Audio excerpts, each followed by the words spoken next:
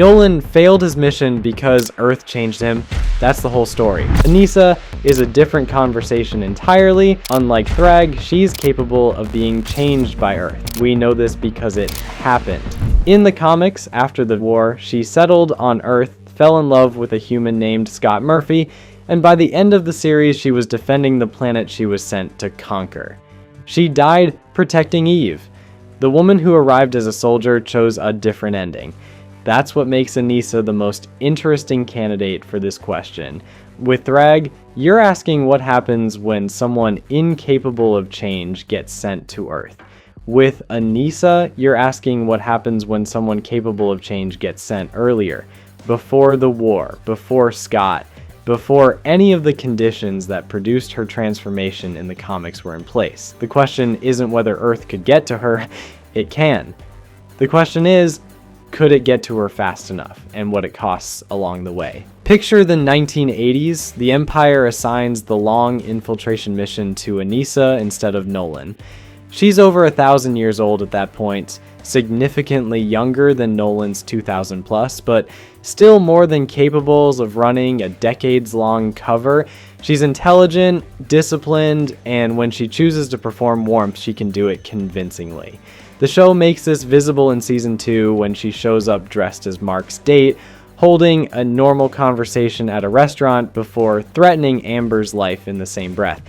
The facade is good. It holds for exactly as long as she needs it to. That's already different from Thrag. He couldn't maintain the performance because he never needed to. Anissa has been around humans enough to understand how they work. She could build a cover, she could hold it, but here's what most people skip when they compare this to Nolan. The cover itself would look completely different. Nolan built his around being Earth's greatest hero, a public figure, open to scrutiny by design. He managed that scrutiny by being exactly what he appeared to be, and it worked partly because he leaned into the role, and partly because it gave him maximum access to everything the GDA was doing. Cecil trusted him.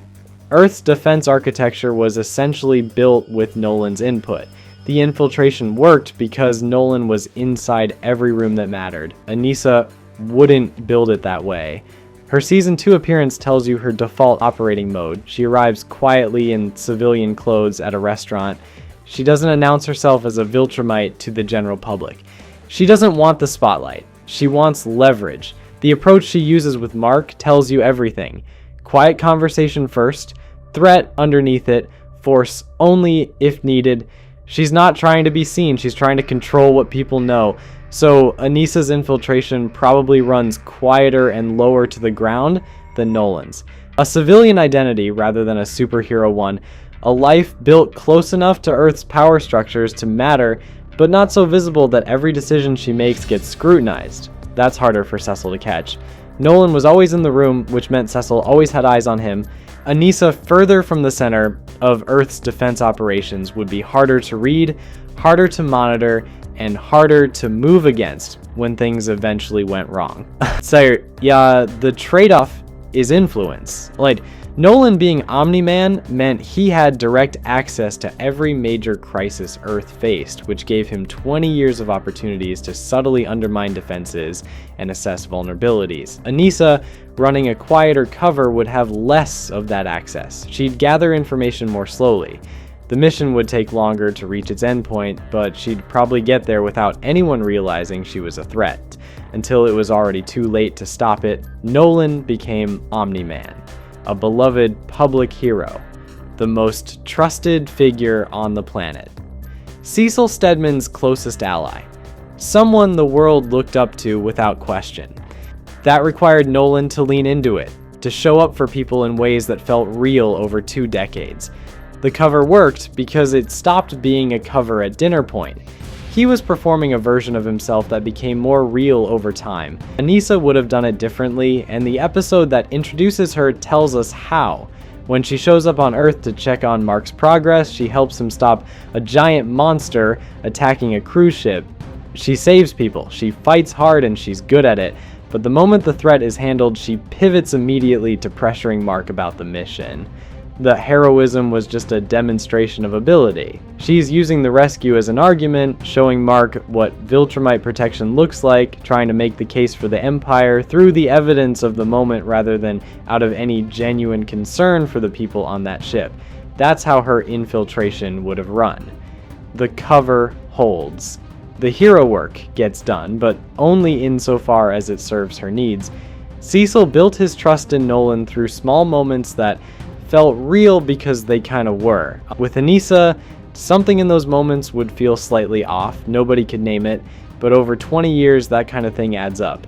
That matters because the first crack in Nolan's cover came from love, not from ideology. Debbie, Mark, a domestic life that built something he didn't plan for and couldn't fully contain once it existed.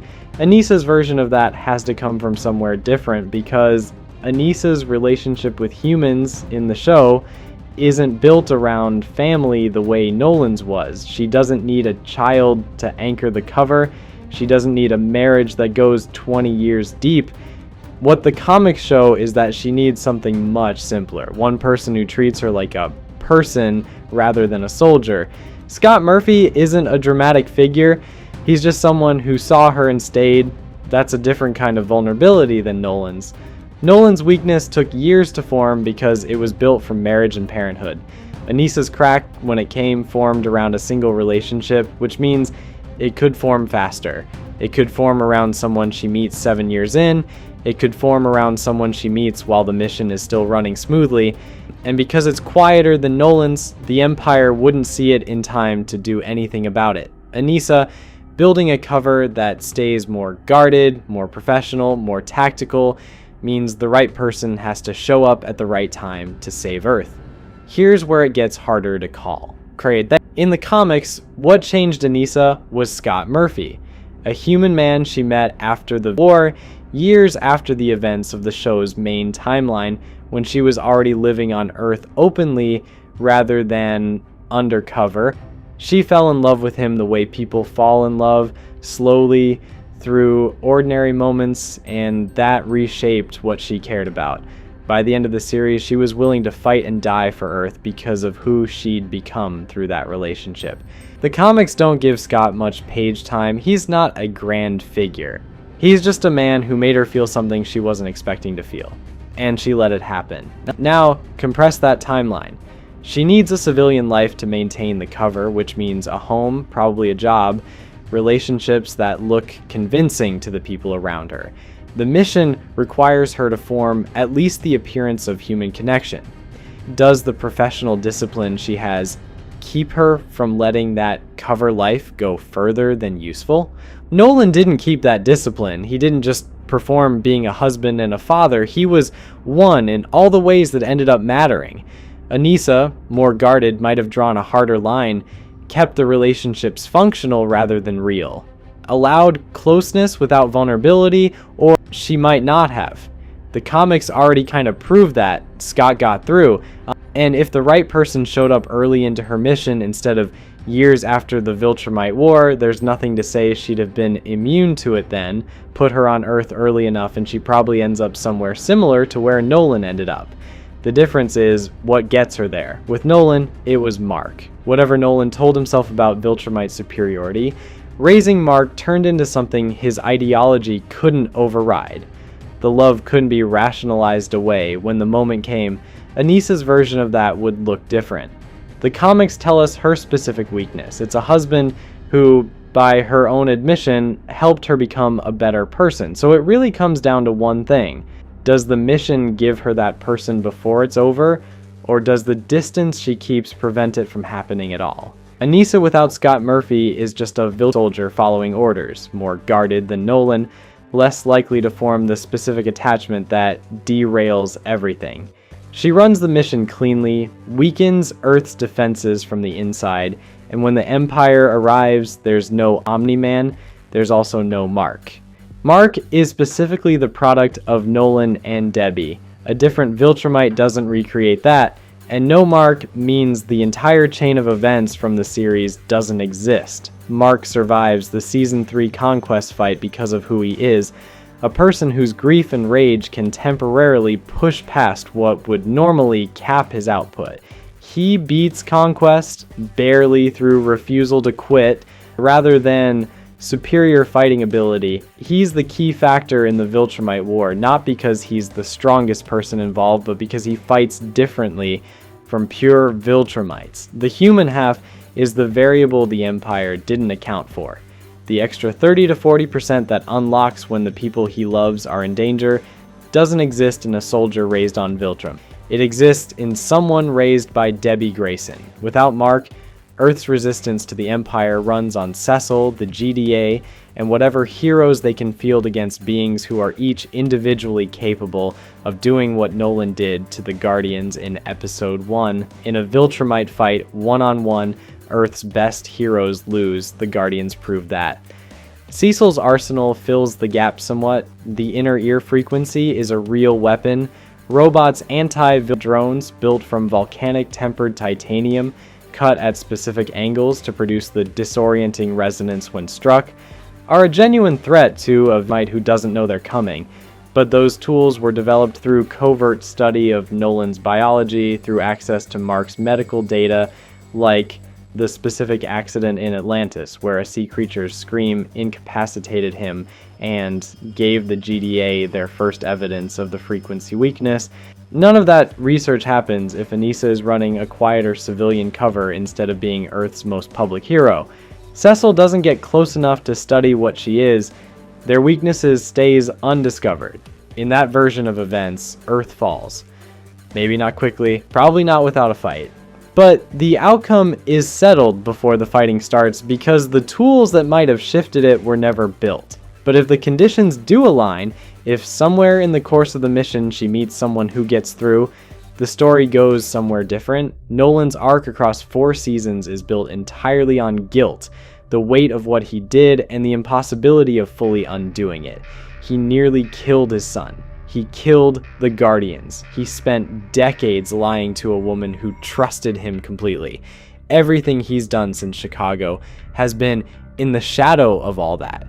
He can do the right thing 1,000 times, and Cecil will still never stop being afraid of him.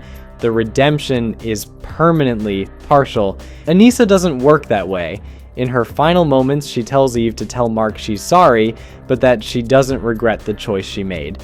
She expects Mark to understand when he sees the child. It's completely consistent with who she is.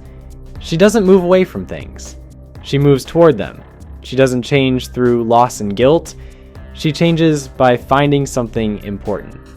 Nolan didn't choose Earth.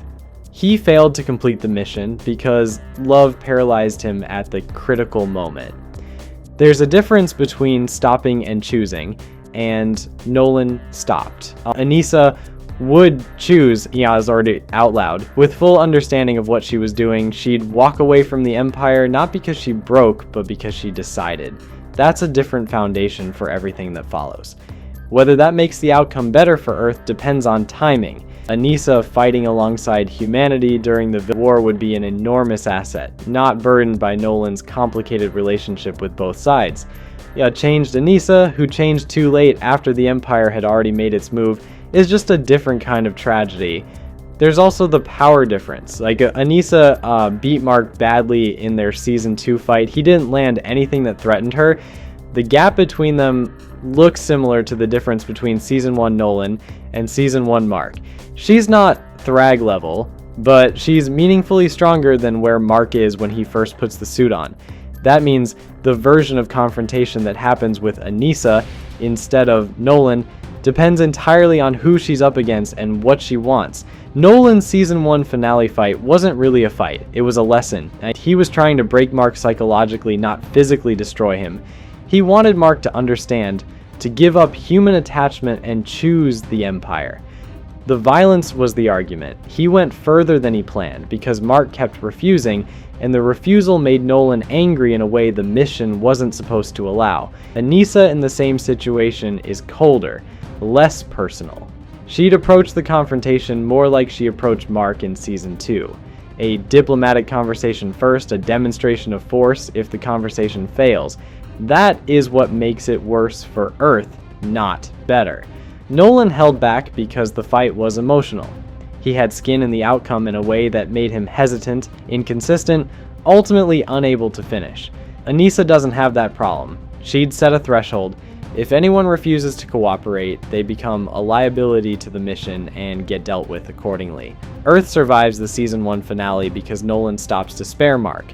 Is there anything in place to make Anissa stop? If she hasn't been changed yet, if she's still purely the soldier the Empire sent, probably not. In this timeline, it would have to come down to some combination of GDA resources that were mostly developed in response to Nolan and might not yet be ready for Anissa. Nolan getting changed by Earth was an accident nobody planned for. A long mission, a real wife, a son, none of that was supposed to matter. With Anissa, the conditions are different. She's younger than Nolan, more guarded, focused, but the comics already proved she can be changed by human love too. Not through a dramatic conversion or a philosophical crisis, through a husband who was kind to her. That's a lower bar than what Nolan needed. He required 2 decades, a son, and a fight he almost won before the love he'd built stopped him at the last second. Anissa just needed one person. The Empire would have sent her expecting success, and for a while she probably would have given them that. The cover is safer. The emotional distance holds longer, the mission gets further down the road before anything threatens it, but the same quality that makes Anissa more effective in the short term is the same quality that makes her just as vulnerable over time. She can be changed. Put her in proximity to humans for long enough, under conditions that require her to form relationships, and she folds. The evidence is in the story she already lived. The Empire never fully understood what it was asking when it designed the infiltration strategy. They thought they were going to exploit human trust. They were placing their soldiers inside the one environment capable of changing them for the exact duration required for that change to take hold, and then expecting their hateful ideology to hold up against the altruism of humanity. It didn't work with Nolan, and it wouldn't with Anissa. The timeline would be longer, the failure would look different. The only real difference is the cause. With Nolan, it was grief, the inability to destroy his own son for the Empire. He was winning the fight in Chicago. He had Mark beaten, barely conscious, nowhere to go. And he stopped.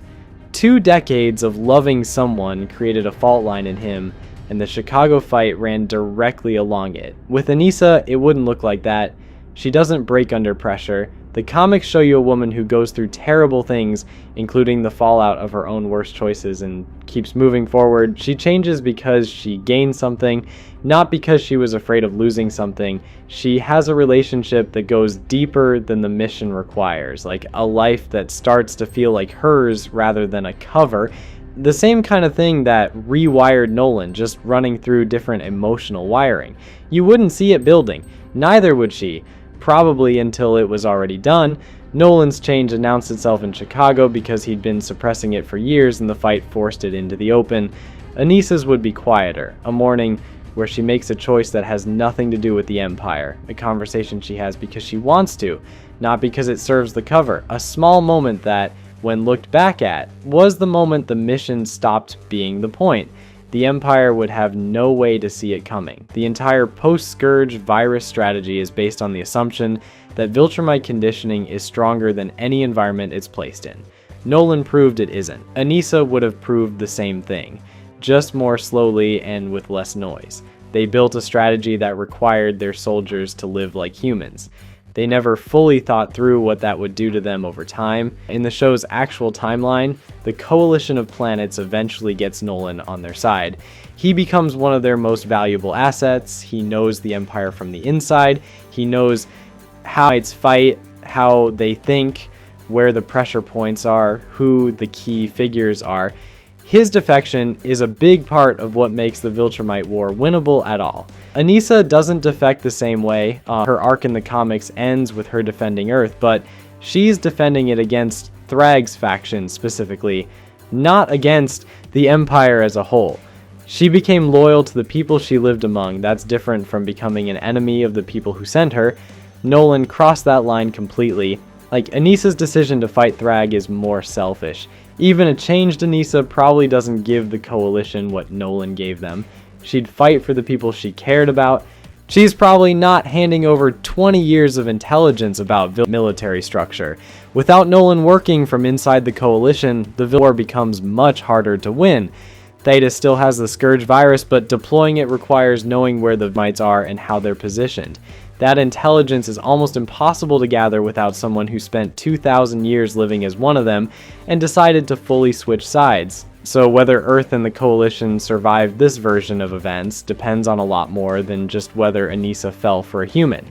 It depends on whether she goes full defection like Nolan did, and based on everything the comics show us about who she is, that's far less certain. That version of the story, ending not with a father unable to kill his son in a field in Chicago, but with a woman quietly deciding the planet she was sent to conquer was worth staying on, would be the difference.